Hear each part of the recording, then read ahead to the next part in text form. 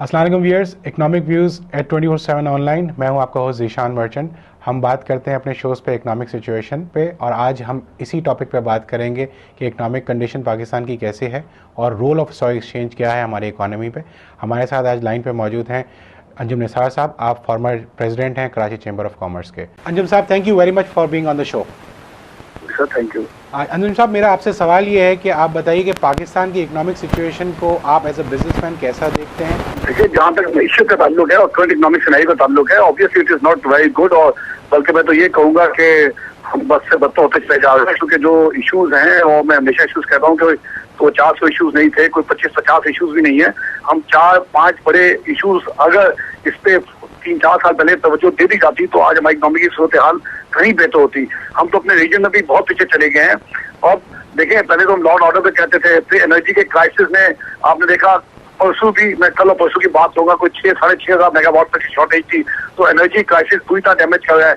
फिर ऊपर से जो रही सही कसर थी वो बत्ताखोरी ने खत्म कर दी है। डिस्काउंट रेट आपके मुल्क में ऑलरेडी इतना ज्यादा है, बाहर के इन्वेस्टर को भूल जाए, कोई डोमेस्टिक इन्वेस्टर भी आगे बढ़ के इन्वेस्टमेंट इन हालात में नहीं कर सकता। आपका परसेप्शन पूरी दुनिया के सामने है, ना आप बाहर जा सकते हैं ना बाहर वाले यहाँ आते हैं। तो इन हालात में आप कैसे एक्सपेक्ट कर सकते हैं कि इकोनॉमी की सूरत हाल बेहतर होगी? फिर ऊपर से मैं समझता हूँ गवर्नमेंट दे के एक ही सेक्टर पे, जो खास तौर से बिजनेस कम्युनिटी या इंडस्ट्रियल सेक्टर है, उससे आप टैक्स बढ़ाते चले जा रहे हैं। और उसके नतीजे आप देख रहे हैं कि पिछले 4 साल के अंदर लार्ज स्केल मैन्युफैक्चरिंग सेक्टर खास तौर से कोई ग्रोथ नहीं दिखा सका है।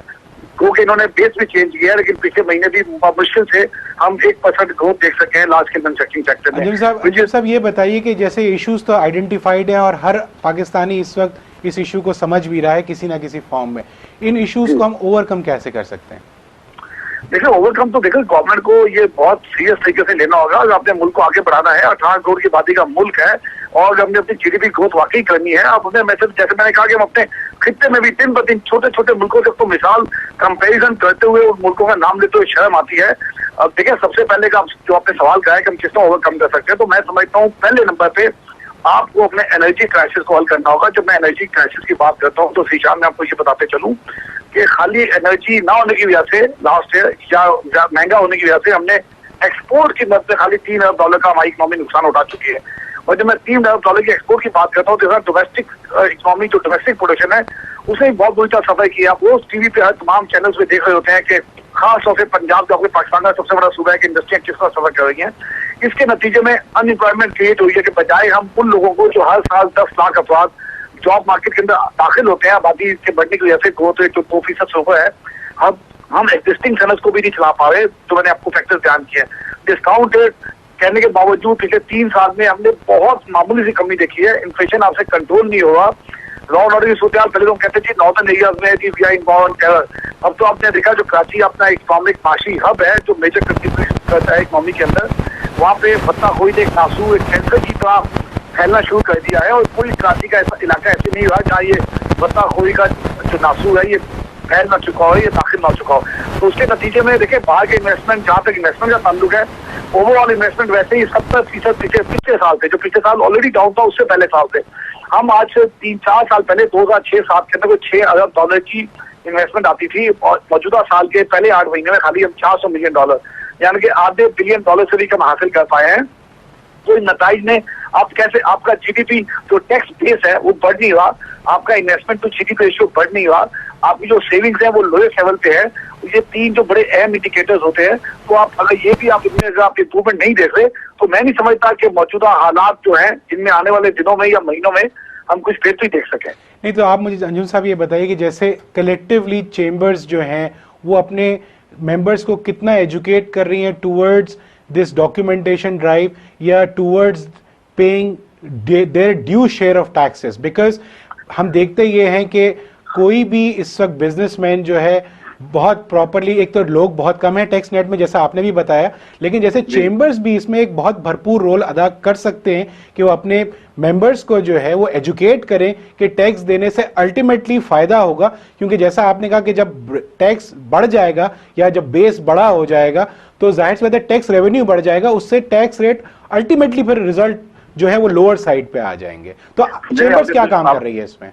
मैं समझता हूँ बहुत सही एक सवाल किया। मैं देखे चैम्बर का रोल ऑब्वियसली एक बिजनेस को फैसिलिटेट करना होता है, लेकिन मैं ये भी बता दूं कि हम हमेशा, और मैं ऑन रिकॉर्ड से कह देता हूँ as a former president Karachi chamber of commerce, कि हम कितने ना जाने मैं सैकड़ों सेमिनार या कॉन्फ्रेंस से करा चुके हैं, और मैं कभी हम किसी टैक्स चोर की फेवर में नहीं। हम तो कहते हैं जो टैक्स चोरी करता है उसको लड़का दिया जाए आज के हालात में, जो पाकिस्तान के अंदर अपना कंट्रीब्यूट नहीं कर पाए। लेकिन हमें साथ साथ आपको ये भी बता चलूं ऑन रिकॉर्ड कि आज बिजनेस कम्युनिटी का या इंडस्ट्रियल जो सेक्टर का कंट्रीब्यूशन है जीडीपी में वो तकरीबन 21-22% के करीब है, लेकिन टैक्स के अंदर हमारा कंट्रीब्यूशन 65% है। इसका मतलब ये हो गया हम अपने से 200-300 गुना ज्यादा जो हम पे बनता है उसे हम टैक्स कंट्रीब्यूट कर रहे हैं। उसकी वजूहत सबसे बड़ी ये है कि जो दूसरे बड़े सेक्टर्स हैं, नेक्स्ट एग्रीकल्चर सेक्टर जिनका कंट्रीब्यूशन तकरीबन 20% है, वो टैक्स के अंदर 1% भी कंट्रीब्यूट नहीं करते। इसी तरह सर्विसेज सेक्टर जिनका कंट्रीब्यूशन 53-54% बनता है, वो भी टैक्स में कहीं कंट्रीब्यूट उस हिसाब से नहीं करे जो उनको करना चाहिए था। तो उसका नतीजा ये है कि आप एक ही सेक्टर में टैक्स लाते चले गए और आज वो आपकी इंडस्ट्री या फैक्ट्री या बिजनेस वायबल नहीं रहा, और हम अपने कॉस्ट के इतने महंगे हो गए कि हम अपने एरिया में कंप्लीट ना कर पाए। साहब यहाँ मैं आपको रोकूंगा, जैसे आप बात कर रहे हैं इंडस्ट्रियल सेक्टर की, तो माजरत के साथ टेक्सटाइल सेक्टर का इकोनॉमी में कोई कंट्रीब्यूशन नहीं है। वो 1% टैक्स देता है और in the form of sales tax refunds जो पैकिंग मटेरियल पे वो लेता है, और जो वो रिबेट्स ले रहा है तो उसकी कंट्रीब्यूशन टैक्स रेवेन्यू में नेगेटिव है। तो आपका ये बात कहना कि इकोनॉमिक में जो है इंडस्ट्रियल सेक्टर बहुत टैक्स दे रहा है और सर्विसेज सेक्टर नहीं दे रहा, जबकि सर्विसेज जो है वो मिनिमम 6% टैक्स देता है। और अगर आप उसको कंपेयर करें टेक्सटाइल सेक्टर के साथ तो 1% और 6% में 6 गुना का फर्क हो गया। इस पे प्लीज कमेंट कीजिए। हाँ, मैं आपको बिल्कुल बात करूँ, आपने देखिए अच्छी बात है, एक पता चला देखिए आपने टेक्सटाइल की बात की कि वो local domestic obviously revenue domestic revenue में टैक्स नहीं देगा क्योंकि वो एक्सपोर्ट की सनत है, और जो एक्सपोर्ट करते हैं उस पर यकीनी तौर पर वही कंट्रीब्यूट करते हैं। आज हमारी एक्सपोर्ट अगर लास्ट में $25 अरब थी तो उसमें से $14 अरब खाली टेक्सटाइल सेक्टर ने इस मुल्क को कमा के दिए हैं।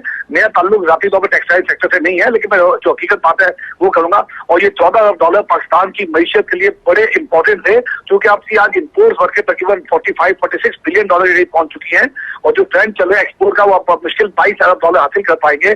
तो $23 अरब का अगर आप ट्रेड डेफिसिट करने जाते हैं, जिसमें से आपको कुछ $12 अरब या $11 अरब आपकी रेमिटेंस आती है, तो दोबारा $12 अरब का आपके गैप रहेगा जीडीपी का।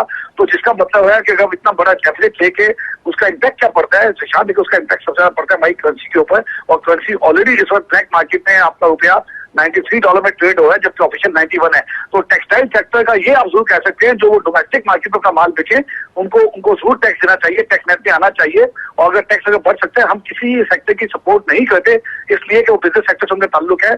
कोई भी सेक्टर अगर अपना ड्यू टैक्स नहीं देगा तो मैं समझता हूँ इस मुल्क के साथ भी ज्यादती है, नेशनल एक्सचेकर के साथ ज्यादती है, और मैं पाकिस्तानी टैक्स देना चाहिए। लेकिन साथ साथ जैसे मैंने दुआ कहा कि टोटल कंट्रीब्यूशन सर्विसेज सेक्टर का वो नहीं है, मैक्सिमम शेयर 54% में से 30% कंट्रीब्यूट करते हैं, 32 वो देते हैं, 62 हम देते हैं, बाकी कुछ आपका जो मुश्किल से 1-1.5% एग्रीकल्चर सेक्टर से आता है, और बाकी दूसरे टैक्स रेवेन्यूज को कवर करते हैं। तो ये कोई ऐसा देखिए ना, एग्रीकल्चर सेक्टर टोटल जीडीपी का मैं आपको बता दूं 37-38 अरब डॉलर बनता है, लेकिन वो टैक्स 1% भी नहीं देते। तो कितने अफसोस की बात है 64-65 साल बाद उस सेक्टर का किसी न किसी नाते अपनी छूट ले लेते हैं, तो उसका इम्पैक्ट जाके कहीं ना कहीं मैशत में बढ़ता है, जो आज हम पाकिस्तान में ये हालात देख रहे हैं। और देखिए आपकी पॉपुलेशन ग्रोथ आपके जीडीपी ग्रोथ से कहीं जाता है, तो इसका मतलब है पूरा साल हम काम करते हैं तो नेगेटिव ग्रोथ आखिर में लेते हैं because of population growth. Anjum साहब ये बताइए कि जैसा आपने कहा कि एग्रीकल्चर सेक्टर पे टैक्स होना चाहिए, तो चेंबर का इसमें क्या रोल है? चेंबर्स इसमें रोल प्ले कर रही है क्या? वो गवर्नमेंट को फोर्स कर रही है कि एग्रीकल्चर पे टैक्स होना चाहिए?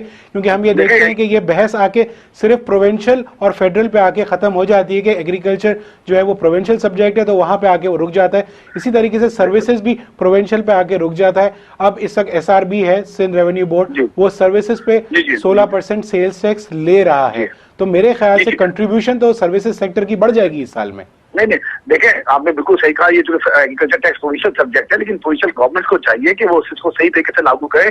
खाली पेपर में टैक्स होने से चेंबर क्या रोल प्ले करी? अंजुम साहब ये बताइए, चेंबर ने क्या फोर्स किया या स्ट्रेस किया? चैम्बर ने हर फोरम पे प्रेसिडेंट साहब से लेके प्राइम मिनिस्टर साहब से लेके फाइनेंस मिनिस्ट्री से लेके हर फोरम पे अपनी बड़ी वोकल आवाज दी है कि जब तक आप तमाम सेक्टर्स को टैक्स नेट में नहीं लाएंगे इस मुल्क में हम तरक्की का ख्वाब देखना छोड़ दें। एक बहुत बड़ा तबका 5 का हिस्सा मुल्क का जो एग्रीकल्चर चाहिए, हम उनके खिलाफ नहीं है, हम कैसे कहते हैं मुल्क में कंट्रीब्यूट करें। अगर जो टैक्स नेट में नहीं आता कि कल्चर पिचार जो नहीं कमाता 3 लाख से ऊपर, तो उससे तो हम टैक्स नहीं कह रहे, हम तो कह रहे हैं जो बड़े 3 लाख से ऊपर कमाते हैं और हमें नजर आते हैं और करोड़ों अरबों रुपए कमा रहे हैं। खाली कॉटन में लास्ट 2 साल पहले 220 अरब ट्रांसफर हुए हैं, क्योंकि कॉटन की प्राइसेस इतनी थी, तो 220 अरब के हिसाब से भी टैक्स वहां नहीं जमा हुआ। तो हमारा ये कहना है कि किसी सेक्टर से, पाकिस्तान से टैक्स नेट अगर टैक्स बनता है तो आना चाहिए। अगर आप टैक्स नहीं देंगे, जीडीपी आपका टैक्स टू जीडीपी रेशियो लो रहेगा, तो ना आपके पास इन्वेस्टमेंट रहेगी वापस करने के लिए। $400 मिलियन से जो आपका इन्वेस्टमेंट हुई है, और तो आप क्या एक्सपेक्ट करते हैं, कितना पठान कोट की बात है कि मुल्क तरक्की देने जा रहा है? क्या रोड मैप रखते 5 साल का पाकिस्तान के लिए? हम पाकिस्तान को 2015 या 20 में कहाँ देखना चाहते हैं? कोई रोड मैप नहीं है, कोई क्लैरिटी नहीं है। तो जब तक आपकी स्ट्रेटजी कोई कॉन्सेप्ट आप नहीं होंगे टारगेट, तो आप कैसे उनको अचीव कर पाएंगे? अंजुम साहब, ये बताइए कि स्टॉक एक्सचेंज जो है वो इकोनॉमी में कितना रोल प्ले कर रही है, और आप समझते हैं कि जो उन पे टैक्सेशन इस वक्त लागू है उससे गवर्नमेंट को फायदा हो रहा है या नहीं हो रहा? देखिए, यकीनी तौर पे मैं जैसे दोबारा बात करूँ, अगर अब मैं ये जरूर कहता हूँ कि आप डबल ट्रिपल टैक्सेशन ना करें। आपको अपने स्टॉक मार्केट को, चूंकि बहुत बड़ा सही होता है, पूरी दुनिया में इंडिकेटर होता है इन्वेस्टमेंट क्लाइमेट का। आप इस मुल्क में अगर इन्वेस्टमेंट क्लाइमेट लेना चाहते हैं तो आपको इनको मुख्तलिफ पाबंदियों से और बेजा टैक्स होते हैं, जहाँ टैक्स फ्री होता है वहां जरूर टैक्स लगना चाहिए। लेकिन आप अभी आपका स्टॉक चेंज उस लेवल पे नहीं पहुंचा, कोई दुनिया के 30-40 बड़े भी स्टॉक चेंज में नहीं आता है। तो अगर अपने ऊपर ग्रोथ दिखानी है और तमाम देखिए स्टॉक चेंज क्या होता है, स्टॉक चेंज आप मुल्क के तमाम सेक्टर्स को, तमाम सेगमेंट्स को रिप्रेजेंट करता है, जहां प्राइवेट सेक्टर आके इन्वेस्टमेंट करके और उस कंपनी के अंदर ग्रोथ में हिस्सा ले सकता है। अंजुम साहब, thank you very much for being on the show. आपके कमेंट्स बहुत वैल्यूएबल हैं, आपके सजेशंस बहुत वैल्यूएबल हैं। व्यूअर्स, अंजुम साहब ने ये बताया कि अगर हमारी कंसिस्टेंट पॉलिसीज़ हैं और जो सजेशंस इन्होंने दिए हैं, अगर गवर्नमेंट उसमें उसको अडॉप्ट करे तो यकीनन हमारे मुल्क का जो इकोनॉमिक साइकिल है, जो इस सब स्लो हुआ हुआ है, वो एक दफ़ा फिर चलने लगेगा और हम अपने टारगेट्स और अपने बजट्स को अचीव कर सकते हैं। आपने ये प्रोग्राम देखा, आप हमें इस प्रोग्राम के बारे में कमेंट्स दीजिए। हमारी वेबसाइट है 24/7online.tv। इकोनॉमिक व्यूज़ हमारे शो का नाम है। मुझे ज़ीशान मर्चेंट को इजाज़त दीजिए। थैंक यू, अल्लाह हाफ़िज़।